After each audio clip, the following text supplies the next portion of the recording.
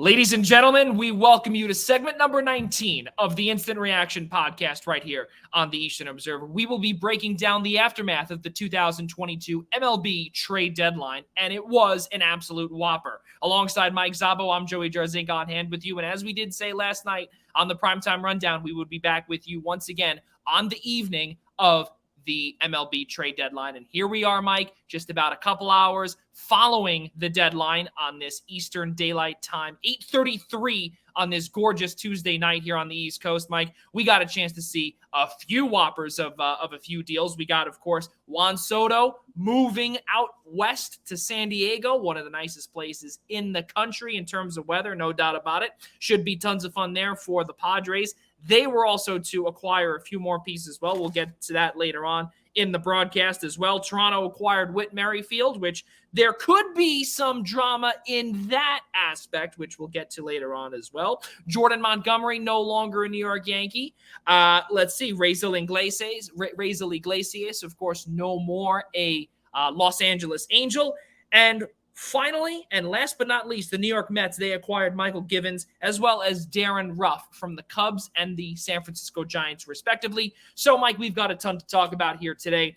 And just looking on this, just 2 hours following the trade deadline officially in Major League Baseball, the Washington Nationals got an absolute haul for Juan Soto and for first baseman Josh Bell. You look and you say to yourself, well, who could San Diego be giving up? Well, they had an absolute haul.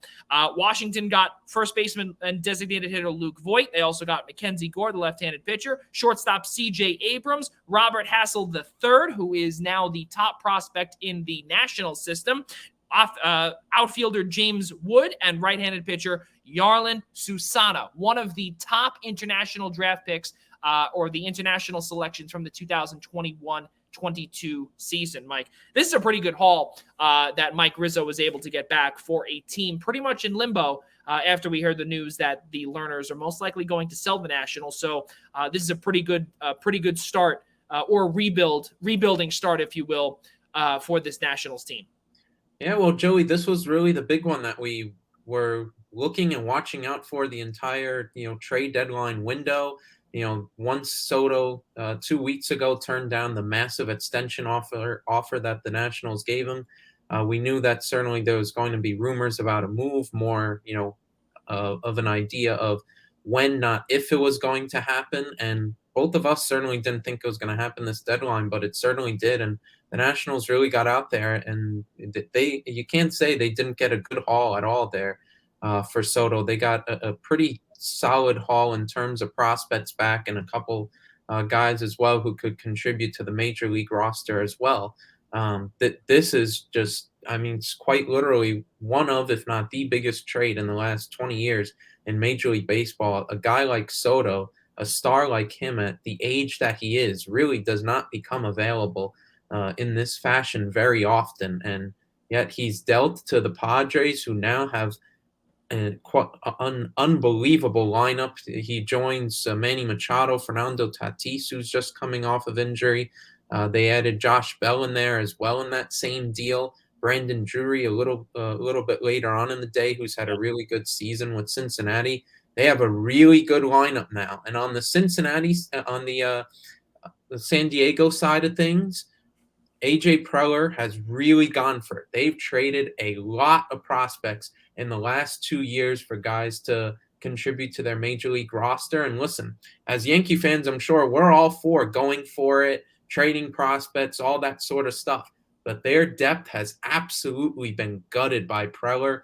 They've just given up basically the biggest amount of what was left at the top end of the system in this Soto deal. And if they don't win a World Series in the next 3 years, Preller is going to be gone with the amount of depth that they've given up. And for a smaller market like them, who really value the farm system a little bit more, it's just been absolutely gutted.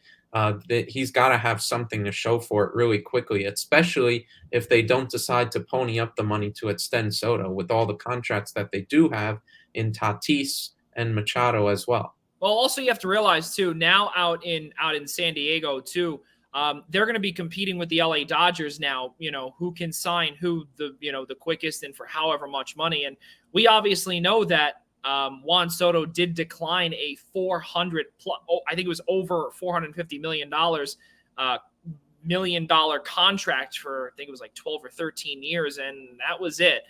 Mike Rizzo said, okay, that's it. We're open for business with Juan Soto, since he was not going to accept that deal. And there was a lot of chatter with Scott Boras and also throughout really the Nationals camp that there were some issues with Soto saying, well, we don't know if even Mike Rizzo will be there, the general manager. We don't know who will be buying the team. We have no idea. And to be fair with Juan Soto here, Mike, it's very evident that he wanted some sort of certainty. And I think in San Diego, not only does he have it, I think he's not only going to love the weather, but it's also a gorgeous ballpark for him. You look and say to yourself, though, the numbers for Juan Soto right now, do they really replicate to to play 81 home games next year for San Diego in that ballpark? It's a pitcher's park. His numbers, depending on where he hits it, he's obviously left-handed hitter. He hits it into the right field gap or into the right center field gap, in that range. This should work out nicely for the Padres. And they also got Josh Bell too, Mike. That was something else too. And he's also another right-handed hitter, and he's going to be playing first base now with Eric Hosmer, who was supposed to be in the deal. But because of his no trade clause, the Washington Nationals are on his 10-team no trade list. And Eric Hosmer made it very difficult for AJ Preller, where in just a few short moments, he was able to attach Luke Voit in the deal. Mike Rizzo said, yeah, no problem. Luke Voit will definitely slide in over at first, on the major league roster for the Nationals. But Josh Bell, now your new starting first baseman out in San Diego, Mike. Yeah, I think he's another one. Obviously, gets lost in the deal a little bit when you're acquiring such a superstar like Soto. But he's had a really good season for the Nationals, and normally known as a really strong, power home run hitter. We've seen all the highlight reels from his days in Pittsburgh. All the moonshots he would hit there. He's been a really productive hitter this year in terms of average. He really hit for average this year. On a bad Nationals team. He's been a really solid hitter all around. And once again, it does get lost a little bit in the fact when you are bringing in a guy like Soto, but Bell is going to provide a real good boost to this lineup as well. There at first base, and he could play a little bit of the DH as well. He's going to really extend this lineup. And in terms of Soto, we all think of the superstar, the big time power home runs that we've seen and all that sort of stuff. Covers the plate really well and has a really good eye. His on base percentage really high this year. Now going to a team like San Diego, he's going to have be batting around Machado and Tatis and whatnot. Going to a much better lineup. I mean, those numbers are really going to play up. So the Padres, just in that deal alone, got two really good hitters. Soto, who's been one of the better players in the league the last couple of years and already a World Series champion at age 23, and Bell, who's had a really good season on a bad Nationals team. Yeah, absolutely. And then you look back and you say to yourself, well, the Padres, you'd think that they're done, Mike, but they were not done. They also acquired Brandon Drury from the Cincinnati Reds, too. Drury is slated to be the team's designated hitter moving forward. And this is what the Padres do. They are just buying everybody. This is not obviously your typical San Diego Padres that, they develop guys, and we look all the way back to when Mike was just a little infant, when Adrian Gonzalez was on that team. And Mike, we remember from a long time ago when, the Padres, they were not really buyers. AJ Preller was not on the team yet. He was not the team's general manager yet. And back in 2015, when the Tampa Bay Rays had sold off BJ Upton, Melvin Upton Jr., as he now calls himself. Don't forget about Justin Upton. They also got him from the Arizona Diamondbacks. That was a big deal. And they said, we're going to go for it. We're going to get James Shields. We're going to get They got Will Myers. They got a whole bunch of different players. And simply it did not work out where that team was supposed to be one of the greatest teams in a long time. And it simply, did not work out. We remember also Headley as well, Chase Headley as well.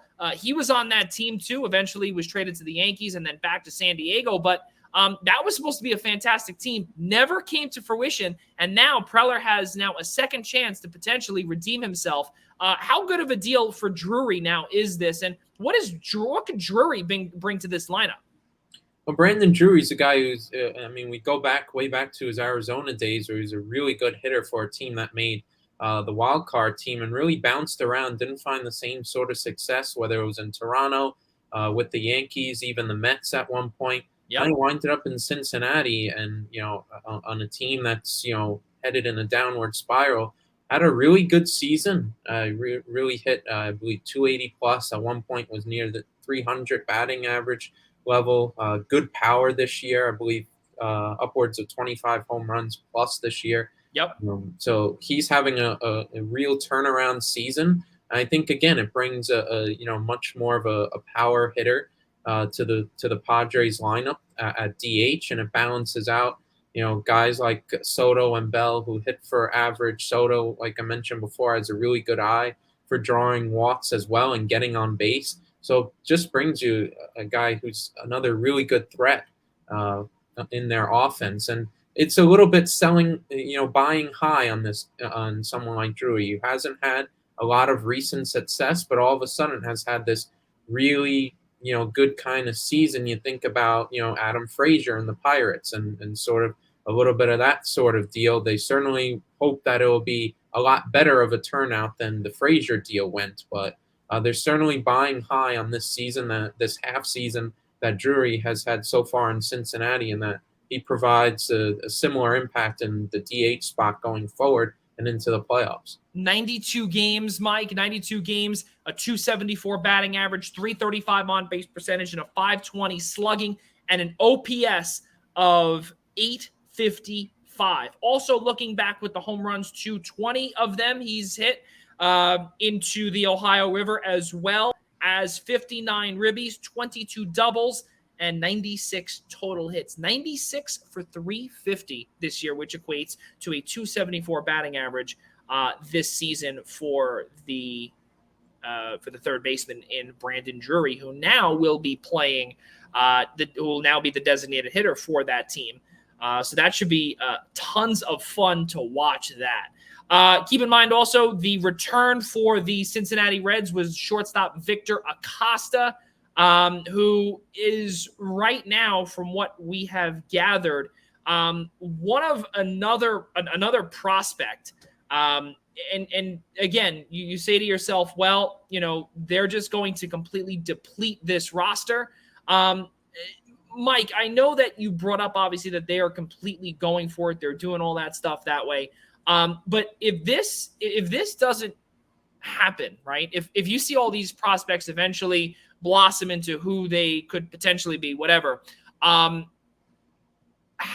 long does San Diego have to rebuild their entire system? Would it be 10 years? Would it be 5-10 years? Well, what do you think you would go down? Well, I mean, they've done really well in terms of drafting lately. It feels like the last 3 to 5 years they've consistently had top 5, top 10 farm systems and whatnot. And if you have a really good developmental staff and a really good scouting staff and whatnot, you could rebuild your farm system fairly quickly. You hope, probably the hope for San Diego is to rebuild it in the next 3 to 5 years, and that's certainly attainable.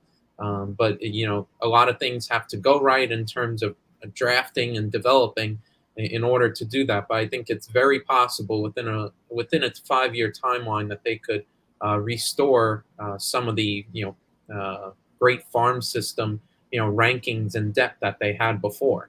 Now you depleted all that depth. You don't mind if you wind up winning a World Series, but certainly as you go through long slogs of a season from here on out in the next 3 years or so, as long as you have Soto, there's not going to be a lot of room in terms of making depth additions or whatnot, since they don't have those top high-end prospects now, or even those guys moving up the prospect rankings as a result of these trades won't be as desired. So it's going to be really interesting to see how they manage it going forward.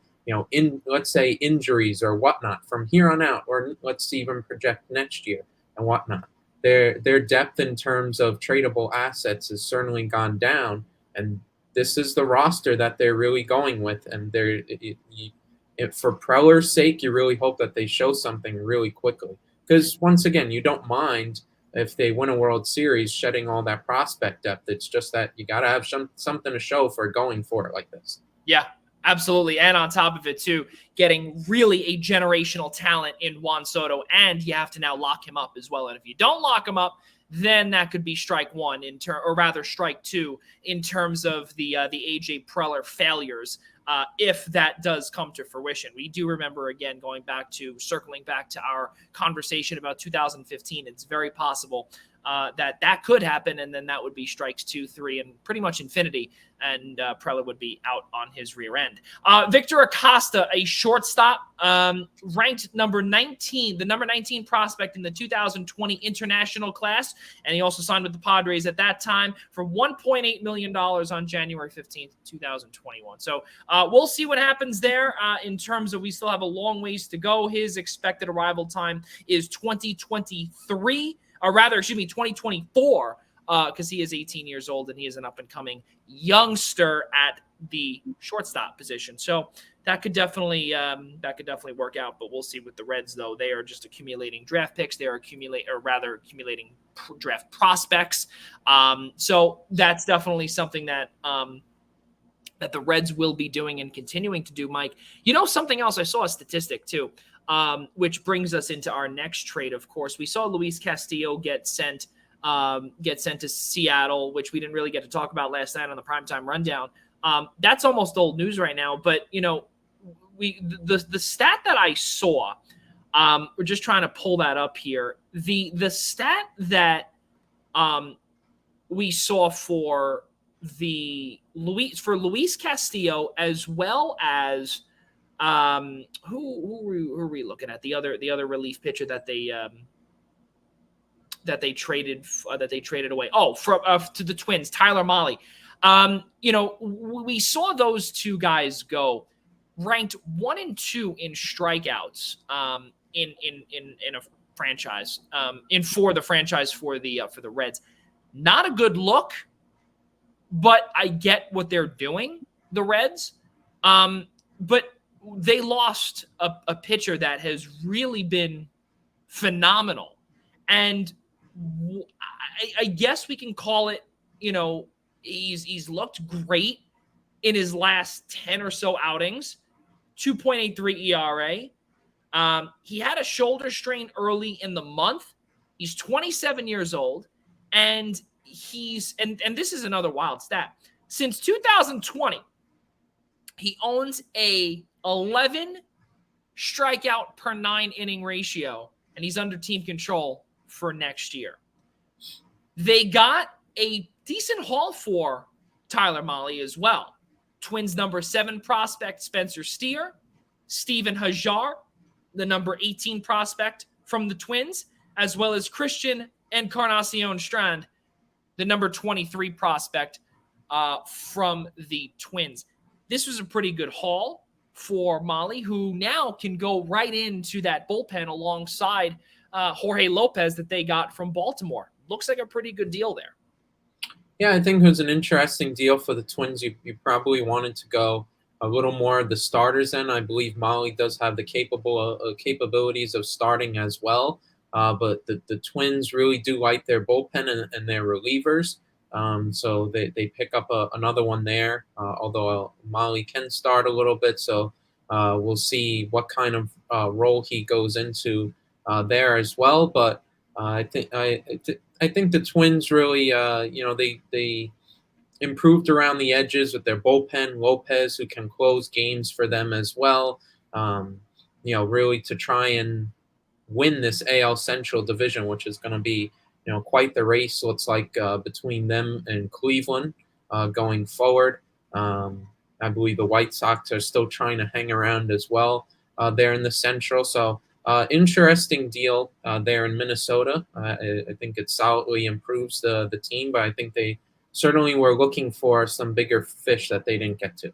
Yeah, absolutely. And now we get a chance to move over to the St. Louis Cardinals. And, because we got a chance to see the New York Yankees do a ton of work, I know, Mike, we were talking off camera, and something that you did mention, which is really the truth. And as long as we've been alive, we really don't see a lot of trade deadline day deals that the general manager and Brian Cashman typically does. But here today, he did sell a starting pitcher in lefty Jordan Montgomery. And in return, he got back an injured Harrison Bader, the outfielder who is actually from Bronxville. Really cool stuff. But the problem that I see here is that you're trading for you're trading away a starter when you need as much starter help as you can. You did get outfielder depth, which we'll get to later on when Joey Gallo, we talk about his departure. Is this Brian Cashman playing with fire? It is a very strange deal. So like there's a bunch of different angles to where to attack this thing, and believe me, I know you and I have not been the biggest fans of Cashman at times over the last years or the last couple of years, but certainly this deadline he was doing really well, and then this one at the buzzer really head scratched me.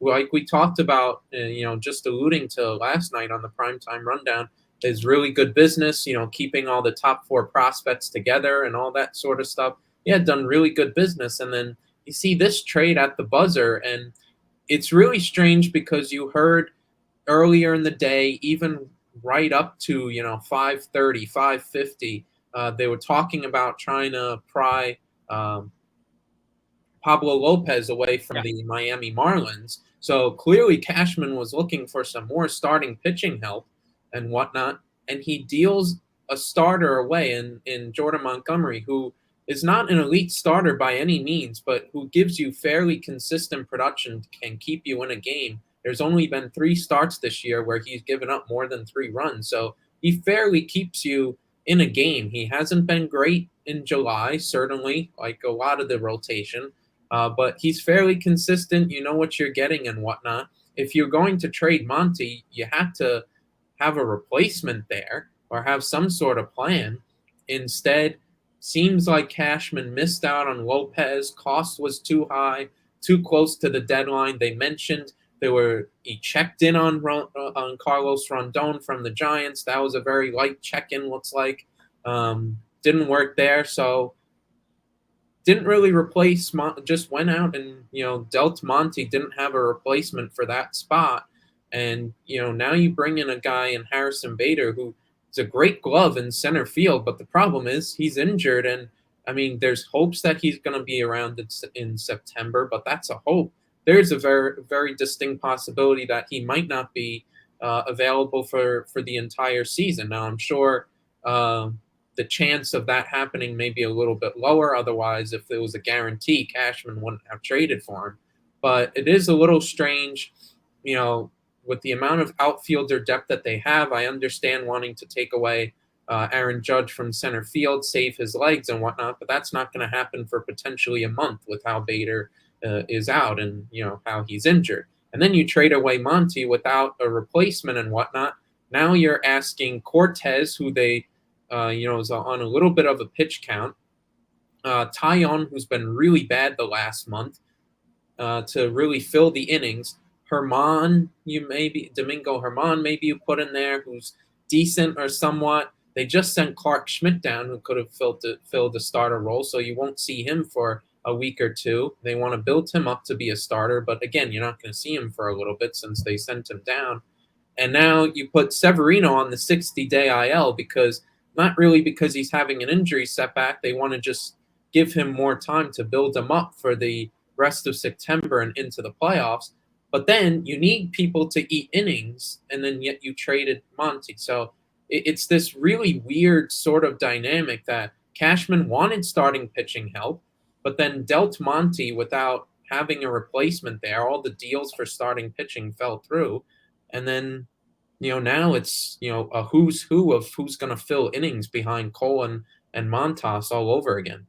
Well, and that's the thing too, is that when you say to yourself too, he trades away Jordan Montgomery, that means, the first thing that came to my mind is that, okay, that means that the Yankees know something that we don't in Luis Severino, is that most likely they expect him to be back the moment the 60-day IL stint is over, which means that you would expect Severino to move right into that either number 2 or potentially three spot. And then you now have 3 pitchers vying for 2 spots. So now that's the part where things could get a little dicey, where you've got, you also have the likes of Jameson Taillon. You've got Domingo Germán. And I think that there's a possibility that one of them would have lost their spot. And also, too, Jordan Montgomery, too, it's probably better off that, instead of either sending him down or whatever the case may be, you get something for him if Severino will be coming in to most likely take his spot. Because, like I did say, you also have, and also we can't forget about Nestor Cortes, too. That's someone else, too, that you also have to look at. You have those 3 guys vying for those 2 spots when Severino comes back. So the odd man out there was Jordan Montgomery, and we wish him well, but I agree with you, Mike. It was a little fishy, and I think that there was a lot of confidence in Cortes, in Taillon, and also in, I don't want to say in Germán as well, but Germán's just going to be that long reliever. But to me, it doesn't make a lot of sense, and I guess also because of the rule with 13 pitchers on the roster, you have no choice but to send somebody out. And that brings us into the next deal that the Yankees had shipped out, Joey Gallo. So now you say to yourself, well, okay, Joey Gallo, who had a really, really, really bad time here in the Bronx, he's out in La La Land down in the Chavez Ravine, which hopefully for his sake, and I could tell you most Yankees fans are probably thinking that, they are going to want him to do well. What was the joke that we had off camera, Mike? He'll probably hit a World Series Game 7, walk-off home run to win the pennant. Yeah, something like that. I mean, it's just the luck of the Yankees, right? Or the ex-player, the way that goes. He'll just make a big impactful run in the playoffs and make a big hit in the World Series if the Dodgers get there and whatnot. But I mean, for Joey Gallo, you just heard some of the interviews that he did the last couple of days. There was a Q&A that came out today. I forget which outlet it came out from. I was reading a Q&A that he had, and then an interview yesterday with Lindsay Adler from The Athletic. And you got to feel for the guy. I mean, no one wants to struggle. This was he was a childhood fan of the Yankees. This was his dream to play in pinstripes and want to do really well. And for whatever reason, the numbers just did not translate over from Texas. It just flat out did not work out. The Yankees were just not able to unlock the Texas Rangers, Joey Gallo. And I mean, he was just unbelievably depressed, talking about how he didn't want to go out, of his apartment in Manhattan, didn't want to show his face around and whatnot because he was doing so terribly. And he's just a guy that just flat out did not work out, and he really needs a change of scenery. And, it was just better for both parties to just part ways and move aside. And I mean, Gallo on the field, I mean, in terms of the human element, you feel for him, but Gallo on the field was probably one of the worst Yankees that we've seen in our lifetime. Just a massive disappointment in a trade. Yeah, really crazy stuff. And the Yankees did get back right-handed pitcher Clayton Beeter, who is the Dodgers' number 15 prospect, 23 years old, was a competitive balance round draft pick in 2020, a 5.75 ERA across 16 starts in Double-A. So he's got a lot of work to do, but things do look good in terms of the strikeout department for him. 88 batters in 51 and 2/3 innings. He's got pretty good grades with his fastball and curveball, so those are nice things that Matt Blake will be able to work on down the stretch for this young and up and coming former Dodger prospect who, as we did say, has a tough time in Double-A, but we'll see what he does out in Somerset.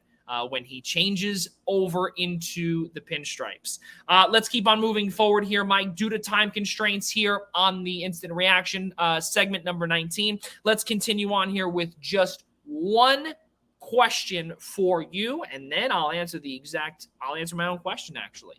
Mike, one of the trades that you saw today, did you see? Which trade did you not see, or which trade did you see that you didn't think would ever come to fruition? I didn't think, today. I don't think. I was surprised at trades that I didn't see. I think I was kind of shocked that Wilson Contreras and Ian Happ didn't get dealt from the Chicago Cubs. I think that was really surprising to see that happen, especially Contreras, who's a rental. His contract is up at the end of the year. Really surprising, an all-star catcher that Chicago did not get any sort of value for him, and just, I mean, arguably in terms of the timeline for their rebuild and whatnot, will just basically let him walk at the end of the year. And you thought Ian Happ, another really, great sellable asset for them, again, just stood pat there at the deadline and will stay at Wrigley Field. So that was kind of shocking, that they only dealt Robertson out of their three big-time veterans that they could have dealt between him, Contreras, and Happ. So that was the big surprise to me today. Yeah, and I think the big surprise to me today that we got a chance to see were the New York Mets. They didn't go really for it. But then I also say to myself too, is that I love the way that Steve Cohen is going about this, and Billy Epler, the way that they're going about this too, is that don't mortgage the future for just the 1 year. They're looking at the massive picture. I get that this is the 1 year that you probably should have gone for it. But I think the cost was too high. When you have Brett Beatty, who could potentially be a young phenom who it's looking like he probably will be, and Francisco Alvarez, who is one of the best prospects in all of Major League Baseball, who has been constantly referred to or compared to, rather, as the next Mike Piazza. You don't want to trade anyone like that for a rental.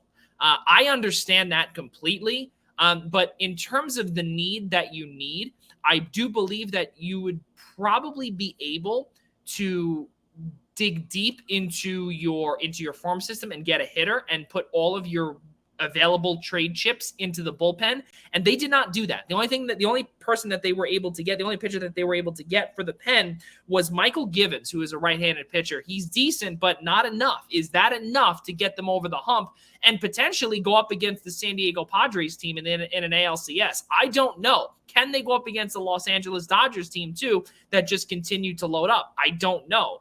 I personally don't think so. At this rate and at this point in time, I personally believe that the Mets, they might have signed their NLDS death wish following this trade deadline. They did not do enough, in my opinion, Mike.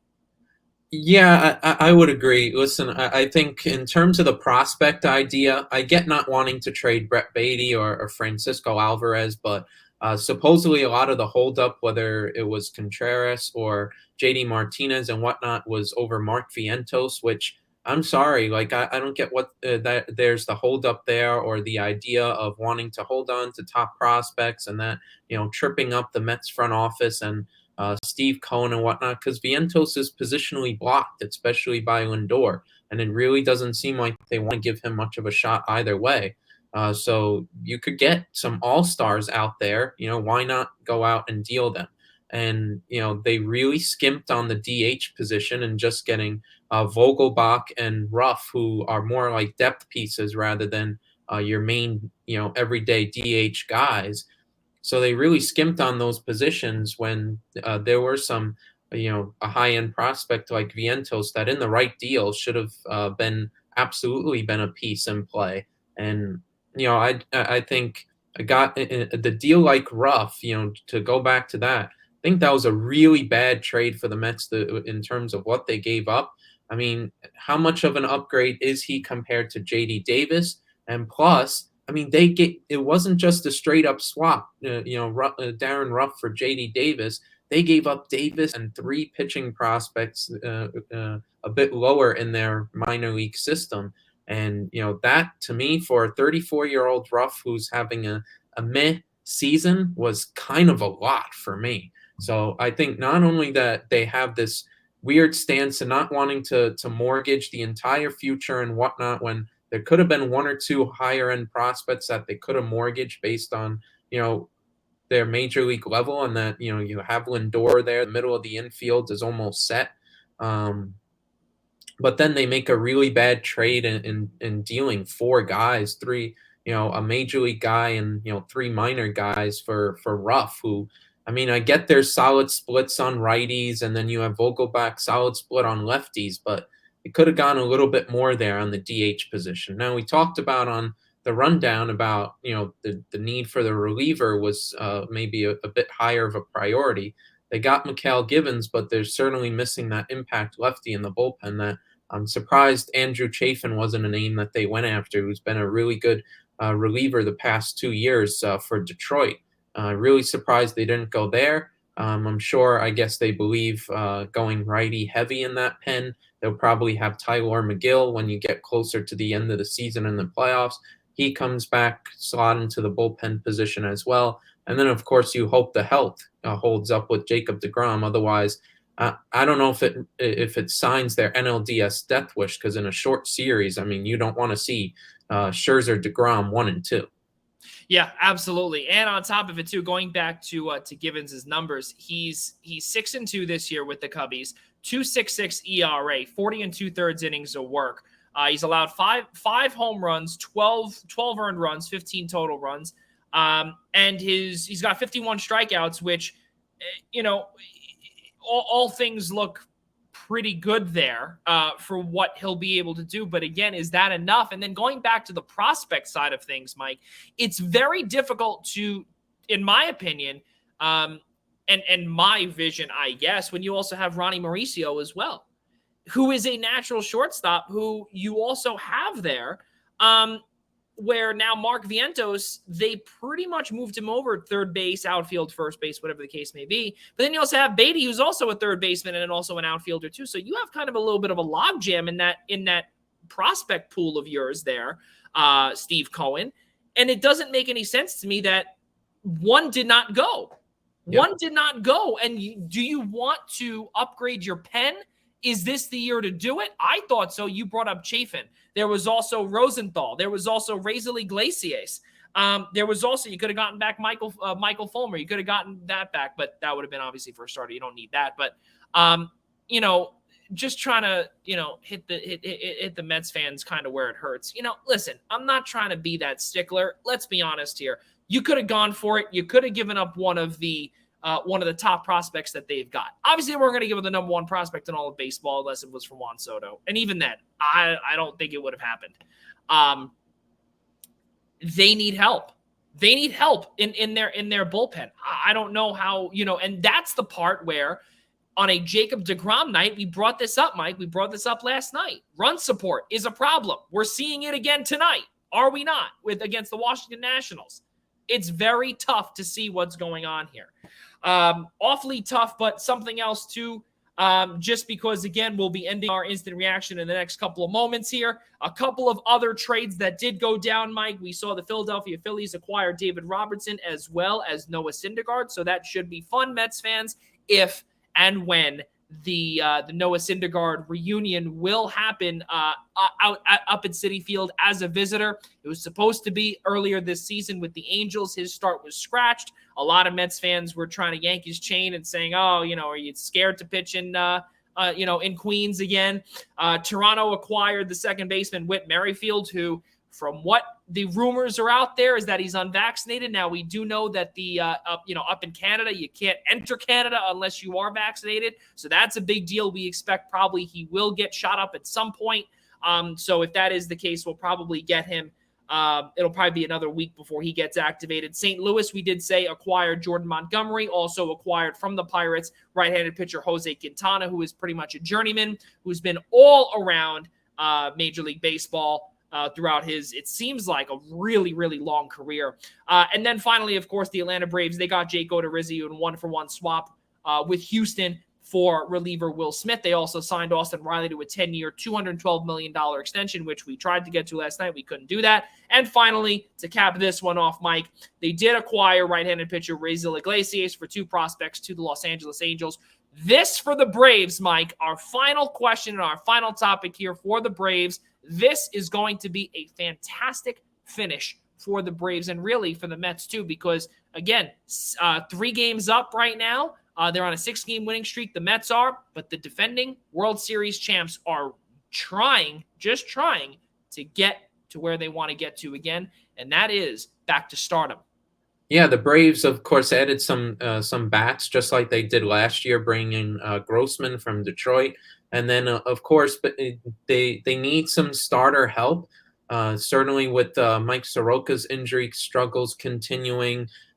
You could have issues with their rookie sensation, Spencer Strider. Maybe he may tire out given the fact that it's just his first year. So you want to save him a little bit for later on in the season, or, manage his innings a little bit as at the same time as trying to win this NL East. Strider's 5-3 with a 2.91 ERA this season. And then, of course, you also have Kyle Wright, who has really broken out this year as a 13-game winner for Atlanta, but it's really his first full season as a starting pitcher. So certainly an innings concern there for Atlanta. So they give up one of their best relievers of the last couple of years in Will Smith, replace him with Iglesias. So that was fine there. Iglesias could close for them as well. And then instead bring in a veteran in Oder Rizzi who could eat some innings for them as they try and go out and win the NL East. And I mean, they need to. Whoever wins out that NL East it's gonna be a massive win for them because they'll get to avoid potentially the Padres and/or Dodgers in the wild card, especially if you face the Padres in the wild card. As the season ended today, that would be the case. That would just be a real tall task to do. So certainly winning, for the Mets or Braves, winning the division is mightily important. Yeah, absolutely. And also, just finally, Mike, the Red Sox did acquire Eric Hosmer, 2 prospects and cash from the Padres for left-handed pitcher Jay Groom. We did see, of course, once Eric Hosmer did say no to the Padres sending him to Washington, that relationship was pretty much said and done. And now the Red Sox have Eric Hosmer and the Yankees have him in the division, which, not that great. But again, we will see what happens. It was a fun trade deadline. And of course, Mike, we will be back on Monday night to talk more and more about it right here on the Primetime Rundown. Monday night at 7 p.m. right here on the Eastern Observer. And of course, all of the podcasting platforms. For Mike Szabo down in Greenville, South Carolina, I'm Joey Jarzynka back up here on Long Island. For all of us here at the Eastern Observer and the Instant Reaction, segment number 19, we will see you all on Monday night right here on the Eastern Observer. So long, everybody.